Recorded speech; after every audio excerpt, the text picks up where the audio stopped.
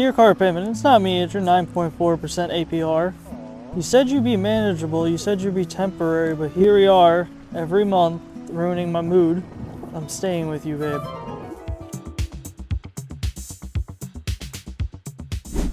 Okay, real talk. If you ever thought about getting a new car just to escape repairs, you're not alone. But here's the question people don't ask enough. How much money do you actually save by keeping your current car for another year? Spoiler, it's a lot more than you think. Let's break this down. Who regrets having bad past financial decisions? Me. A normal car payment today is about anywhere as an average about $650 to $700 a month, like 6 or 7, which sucks. I don't want to pay that. Interest rates are probably about 7 to 10% APR as like a normal, and that's probably with good credit. Usually with new cars too, higher car insurance too. In about a year's time, that can add probably about $8,000 or $9,000. Then on the insurance side of things, you're probably looking at about an extra $1,000 in that year. So that's money out of your pocket that you never touch. It just leaves. Just like having a 15-year-old with your credit card. Trust me, I have one. So now let's talk about the car that you already own. So most well-maintained vehicles would actually cost you less per year than it would be to go out and replace your car. You're talking about things like oil changes, brakes, tires, all your regular maintenance that you would have to do on a new car eventually anyhow. You would just be restarting the cycle.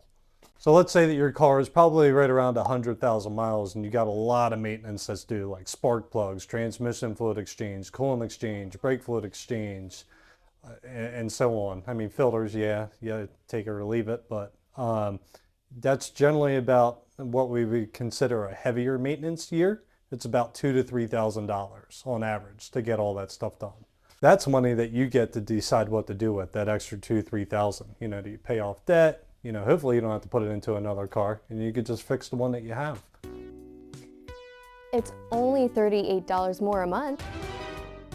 You'll want fabric protection. For what, my kids? And nitrogen in the tires? Mandatory. For space travel? Oh, and the concierge package. I don't want concierge, I want groceries. Here's the part people don't talk enough about. Car payments aren't just expensive, they just weigh heavy on your mind. I know that I went out and bought a car and then, I drove it around for a few months. It seemed like I was cool, I'm driving a Challenger, big V8. Then I look back and I regret my decision for having that heavy car payment when I could have just kept my car. So with a heavy car payment, they lock you into a hefty bill, $600, $700 a month, $700 a month. Repairs on the other side of things, that's where the ball's in your court. You choose, you plan, you prioritize. That control matters, especially whenever you're juggling life, family, and work. So the question is, well, how much would I save if I actually held on to my car? For most drivers, it's about $6,000 to $8,000 per year. Even with major repair, you're probably still ahead compared to that new car. And you don't reset the clock on interest, high car payments, terrible trade-in values, high insurance, and just the stress of, taking on a huge expense. And the key of knowing what your vehicle actually needs is coming in to Lee Myles and getting a vehicle health report done. That way, that health report lets you see what's coming and helps you plan out for things in the future.